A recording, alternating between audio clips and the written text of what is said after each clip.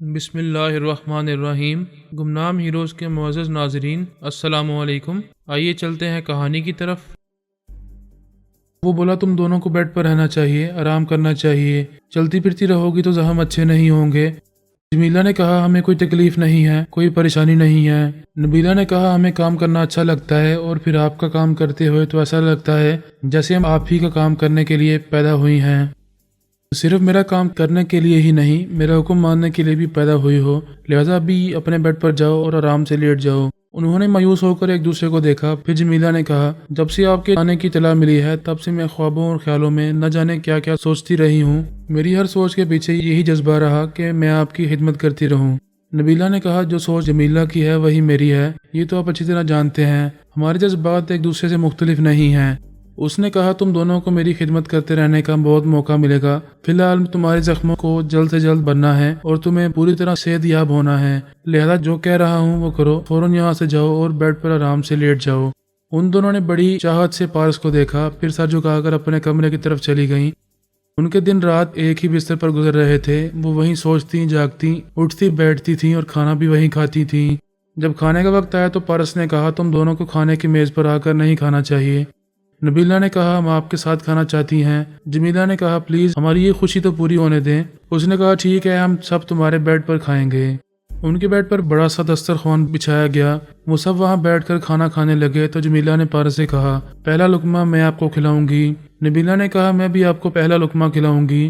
پارس نے تعجب سے دیدے پھیلاتے ہوئے کہا تم دونوں پہلا لقمہ کیسے کھلاؤ گی؟ میرے ایک منہ میں بیک وقت دو لقمے کیسے سمائیں گے؟ باپ نے ناگواری سے کہا پارس میاں قابل احترام ہے اور تم دونوں نے انہیں مذاق بنا رکھا ہے۔ جمیلہ نے کہا اب جانتے ہیں ابو ہم انہیں کتنا چاہتی ہیں۔ وہ سخت لہجے میں بولا ہم کا لفظ استعمال نہ کرو۔ جمیلہ نے کہا ٹھیک ہے، ہم نہیں کہا جائے گا، میں انہیں چاہتی ہوں۔ نبیلہ نے کہا میں بھی انہیں چاہتی ہوں۔ دونوں نے روٹی کے دو چھوٹے چھوٹے لقمے بنائے، پھر پارس سے کہا آپ ایک بڑا لقمہ کھاتے ہیں لیکن دو چھوٹے لقمے ایک ساتھ منہ میں ڈال کر چبا سکتے ہیں۔ یہ کہہ کر انہوں نے ایک ساتھ اپنا ہاتھ اس کی طرف بڑھایا، اس نے منہ کھولا، دونوں نے بیک وقت پہلا لقمہ اس کے منہ میں پہنچا دیا۔ یوں ان کی پیار بھری خواہش پوری ہو گئی۔ یہ خواہش بڑی دور تک سوچنے پر مجبور کر رہی تھی کہ جب وہ اپنا پہلا لقمہ اسے ایک ساتھ کھلا رہی ہیں تو کیا اپنے وجود کا پہلا نذرانہ بھی ایک ساتھ پیش کرنا چاہیں گی؟ کیا ان کی ایسی پیشکش ممکن ہوگی؟ یہ ایسی ناممکن سی بات تھی جو کبھی ممکن نہیں ہو سکتی تھی، اور پارس بڑی آزمائشوں میں مبتلا ہونے والا تھا۔ عبد الرحمن نے کھانے کے دوران میں کہا میں اس وقت جوان بیٹیوں کے ساتھ گھر سے بے گھر ہوں، تمام رشتہ دار چھوٹ گئے ہیں۔ پھر وہ پارس کو دیکھتے ہوئے بولا تمہارے سوا ہمارا کوئی مددگار نہیں ہے۔ ایسی خانہ بدوشی کی حالت میں میری دو بڑی ذمہ داریاں ہیں، ایک تو یہ کہ ان کا علاج توجہ سے کراتا رہوں، ان کی دیکھ بھال کرتا رہوں، اور جب ان کے زخم بھر جائیں، یہ اچھی طرح چلنے پھرنے کے قابل ہو جائیں تو ان کی شادیاں کر دی جائیں۔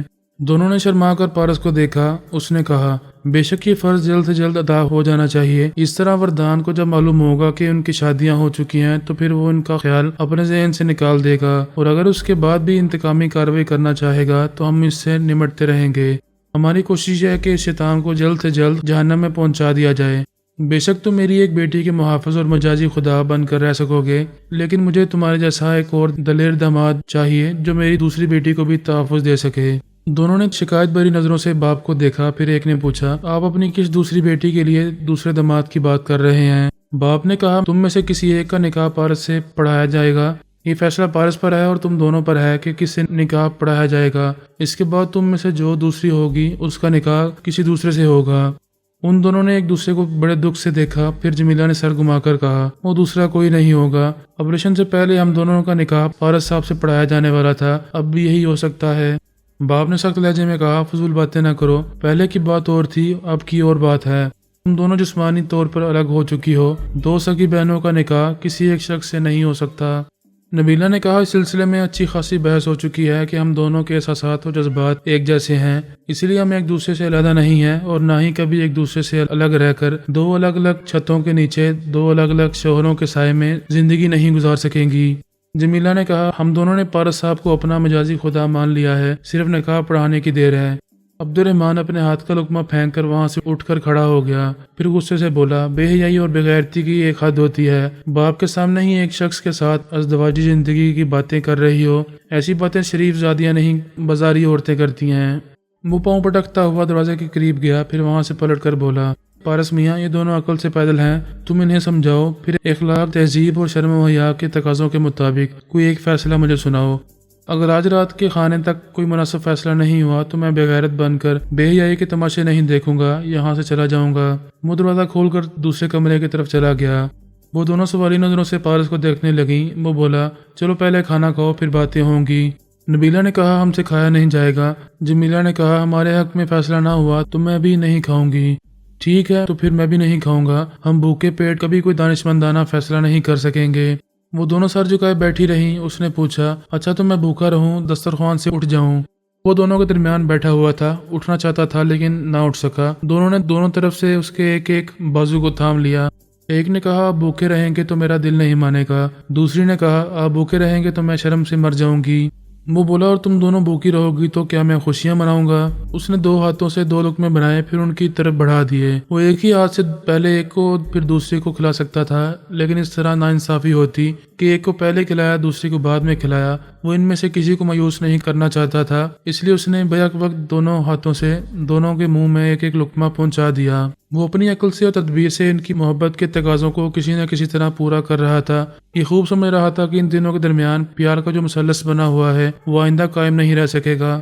بیک وقت دونوں کے ساتھ ازدواجی تعلقات ممکن نہیں ہیں اور نہ ہی دین و دنیا اس کی اجازت دیں گے۔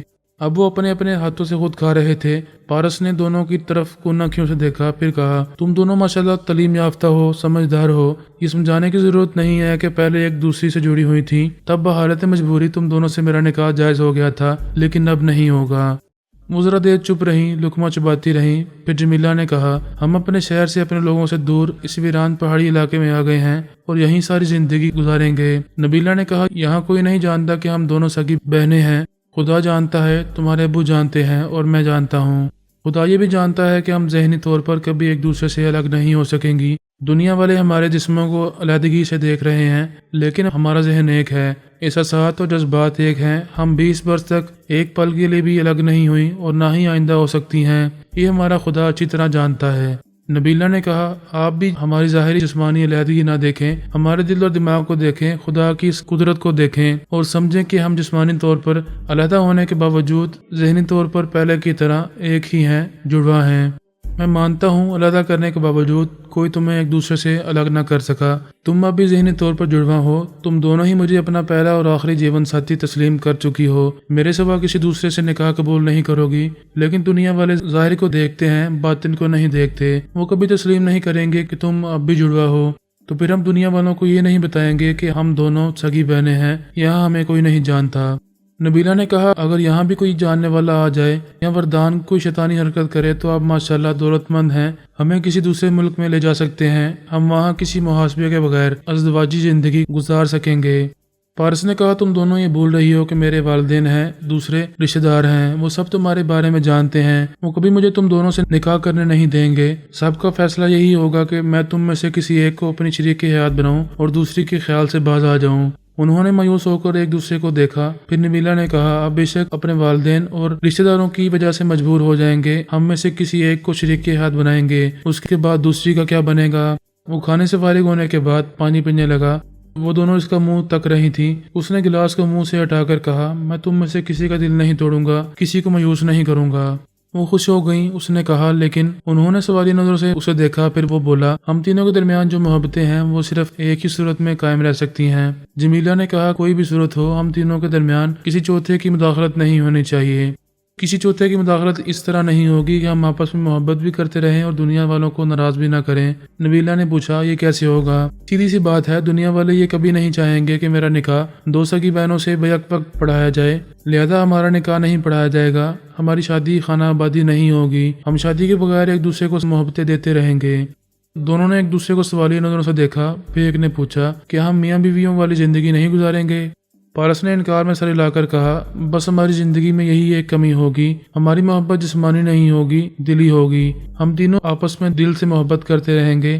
یہ کہہ کر وہ دسترخوان سے اٹھ گیا، منہ ہاتھ دھونے کے لیے واش روم کی طرف چلا گیا۔ اس نے ایسا فیصلہ سنایا تھا جس کی توقع وہ دونوں نہیں کر رہی تھیں۔ اب وہ اس فیصلے پر اعتراض بھی نہیں کر سکتی تھیں کیونکہ وہ دونوں کے ساتھ انصاف کر رہا تھا، ان میں سے کسی کو کمتر نہیں بنا رہا تھا، دونوں کو اپنے دل میں جگہ دے رہا تھا۔ فی الحال یہی ایک رستہ رہ گیا تھا کہ وہ تینوں دین کے بھی رہیں اور دنیا کے بھی، اس طرح ان کی محبت جاری و ساری رہے۔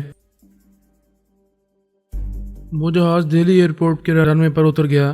کفر ٹوٹا خدا خدا کر کے۔ دوستوں اور دشمنوں کا انتظار ختم ہو گیا۔ تمام خیال خوانی کرنے والے اپنے اپنے علاقوں کے دماغوں میں الرٹ ہو گئے تھے۔ طیارے سے اترنے والے مسافر پہلے امیگریشن کاؤنٹر کی طرف جاتے ہیں، لہذا تمام خیال خوانی کرنے والے وہاں کے چند اہم افسروں کے دماغوں میں پہنچے ہوئے تھے۔ جہاز کے اندر بیٹھے ہوئے مسافر اپنی اپنی جگہ سے اٹھ گئے تھے اور اپنے دستی سامان اٹھا کر ایک قطار میں چلتے ہوئے جہاز سے باہر نکل رہے تھے۔ میں نے دران سے کہا، بیٹے ہم سب تمہارے پاس موجود رہیں گے اور جیسا تم سے کہیں گے تم ویسا ہی کرتے رہو گے۔ اس نے پوچھا، آپ لوگ میرے دماغ کے اندر کیوں ہیں؟ پلیز یہاں سے چلے جائیں۔ یہ کیا کہہ رہے ہو بیٹے؟ ہم تمہاری حفاظت کے لیے تمہارے ساتھ ساتھ رہیں گے اور تمہیں تمہاری ماما کے پاس پہنچا دیں گے۔ میں اپنی ماما کے پاس نہیں جانا چاہتا، پلیز آپ سب میرے اندر سے چلے جائیں۔ اس کی بات ختم ہوتے ہی میں پریشان ہو گیا۔ اس کے اندر کتنی ہی سوچوں کی لہریں آپس میں گڈمڈ ہونے لگیں۔ میری سوچ کی لہریں اس کی کسی بھی ایک سوچ کی لہر کو گرفت میں نہیں لے رہی تھی۔ اس کا دماغ کسی ایک خیال پر مرکوز نہیں ہو رہا تھا۔ اس سے پہلے عدنان کے بارے میں یہ وضاحت سے بیان ہو چکا ہے کہ جب وہ ناگواری محسوس کرتا تھا اور کسی کی سوچ کی لہروں کو برداشت نہیں کرتا تھا تو اس کے اندر خیالات اسی طرح گڈمڈ ہو جاتے تھے۔ پھر کوئی خیال خوانی کرنے والا اس کے کسی بھی خیال کو پڑھ نہیں پاتا تھا اور یہ سمجھ نہیں پاتا تھا کہ اب وہ کہاں ہے اور آئندہ کیا کرنے والا ہے۔ میں نے پریشان ہو کر پورس کو دیکھا، تمہارے بیٹے نے پھر ہمیں پریشان کرنا شروع کر دیا ہے۔ اس وقت اس کے دماغ میں خیالات گڈمڈ ہو گئے ہیں۔ ہم میں سے کوئی خیال خوانی کے ذریعے اس کے دماغ کو متاثر نہیں کر سکے گا۔ ایسے وقت اس کے سامنے ٹیلی پیتھی صفر ہو جایا کرتی ہے، یہ تم اچھی طرح جانتے ہو۔ پورس نے پریشان ہو کر اپنے بیٹے کو دیکھا، پھر مجھ سے کہا، یہ تو میں نے بابا صاحب کے دائرے میں ہی کہہ دیا تھا کہ یہ لڑکا ہمارے لیے مسائل پیدا کرتا رہے گا۔ اب پتہ نہیں کیوں اسے کیا ہو گیا ہے، اس کا دماغ اچانک ایسا کیوں ہو گیا ہے۔ ابھی میں اسے سمجھا رہا تھا کہ ہم اسے اس کی ماں کے پاس پہنچانے والے ہیں۔ تمہیں یہ سن کر حیرانی ہوگی کہ اس کا ارادہ بدل گیا ہے۔ یہ اپنی ماں سے نہیں ملنا چاہتا، ہماری مدد حاصل نہیں کرنا چاہتا، اس لیے اس کا دماغ ہماری گرفت سے نکل گیا ہے۔